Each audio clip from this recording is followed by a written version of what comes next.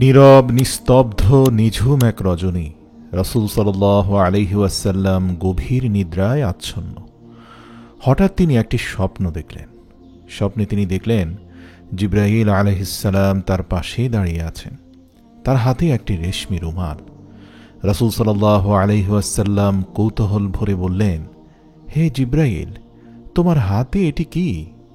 জিবরাইল আলাইহিস সালাম বললেন, ইয়া রাসূলুল্লাহ সাল্লাল্লাহু আলাইহি ওয়াসাল্লাম, আপনি এটি খুলুন, তাহলেই বুঝতে পারবেন এর মধ্যে কি রয়েছে। নবীজি ধীরে ধীরে রুমালটি খুললেন এবং দেখলেন একটি স্নিগ্ধ কোমল ও পবিত্র চেহারা। নবীজি তাকিয়ে চমকে উঠলেন, কারণ তারই প্রিয় বন্ধু আবু বকরের কন্যা আয়েশা রাদিয়াল্লাহু তাআলা আনহার চেহারা তিনি দেখতে পেলেন। তিনি বিস্মিত হয়ে বললেন, হে জিবরাইল, কেন আমাকে এই চেহারাটি দেখানো হচ্ছে? জিবরাইল আলাইহিস সালাম বললেন, ইয়া রাসূলুল্লাহ, তিনি হবেন সেই মহিমান্বিত নারী যিনি এই দুনিয়াতে এবং আখিরাতেও আপনার স্ত্রী হবেন। তিনি আপনাকে ভালোবাসা দিয়ে সকল দুঃখ ও কষ্ট ভুলিয়ে দেবেন। এ কথা বলে জিবরাইল আলাইহিস সালাম অদৃশ্য হয়ে গেলেন। রাসূল সাল্লাল্লাহু আলাইহি সাল্লামের ঘুম ভেঙে গেল। তিনি চিন্তাগ্রস্ত হয়ে রুমের ভেতর হাঁটতে লাগলেন। তিনি ভাবতে লাগলেন, আয়েশা তো এখনও শিশু, কিভাবে সে আমার স্ত্রী হতে পারে? 3 রাত পর একই স্বপ্ন দেখার পর তিনি নিশ্চিত হলেন এটি আল্লাহর পক্ষ থেকে একটি নির্দেশ। তা না হলে একই স্বপ্ন টানা 3 রাত ধরে আল্লাহর রাসূল কেন দেখছেন? প্রিয় দর্শক, এরপরে নবীজি সিদ্ধান্ত নিলেন আবু বকর রাদিয়াল্লাহু তাআলা আনহুর সাথে কথা বলবেন।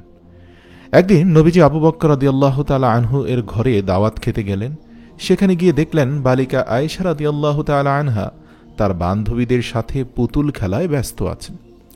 রাসূল সাল্লাল্লাহু আলাইহি সাল্লাম মৃদু হাসলেন, আয়েশার দিকে তাকিয়ে বললেন, হে আয়েশা, তোমার হাতে এটি কি? আয়েশা নিষ্পাপ হাসিতে বললেন, এটি আমার ঘোড়া। নবীজি বললেন, কিন্তু তোমার ঘোড়ার তো পাখা দেখা যাচ্ছে, ঘোড়ার কি পাখা হয়? আয়েশা সঙ্গে সঙ্গে বললেন, আপনাকে কে বলেছে ঘোড়ার পাখা হয় না? আপনি কি জানেন না আল্লাহর নবী সুলাইমান আলাইহিস সালামের ঘোড়ারও পাখা ছিল? নবীজি হেসে উঠলেন। তার মন দৃঢ় হল, এই মেয়েটি একদিন ইসলামী জ্ঞান ও প্রজ্ঞায় উজ্জ্বল নক্ষত্র হবে। কিছুদিন পর আবু বকর রাদিয়াল্লাহু তাআলা আনহু সম্মতি দিলেন। 500 দিরহাম মোহর নির্ধারণ করে নবীজির সাথে হযরত আয়েশা রাদিয়াল্লাহু তাআলা আনহা এর বিয়ে সম্পন্ন হল। কিন্তু কিভাবে ছিল নবীজির দাম্পত্য জীবন? কিভাবে তিনি আয়েশাকে ভালোবাসতেন? একদিন আয়েশা রাদিয়াল্লাহু মজা করে বললেন, ইয়া রাসূলুল্লাহ, আপনি কি আমাকে ভালোবাসেন? নবীজি সাল্লাল্লাহু আলাইহি ওয়াসাল্লাম বললেন, হ্যাঁ আয়েশা, আমি তোমাকে খুবই ভালোবাসি। কিছুদিন পর আয়েশা আবার জানতে চাইলেন, ইয়া রাসূলুল্লাহ, আমাদের দাম্পত্য জীবনের 4 থেকে 5টি বছর পার হয়ে গেছে, আপনার ভালোবাসা কি এখনো আগের মতো আছে? নবীজি মুচকি হেসে বললেন, আমার ভালোবাসা তোমার জন্য সেই প্রথম দিনের মতোই আছে, যেমনটি করে শক্ত করে রশির গিঁট বাঁধা থাকে।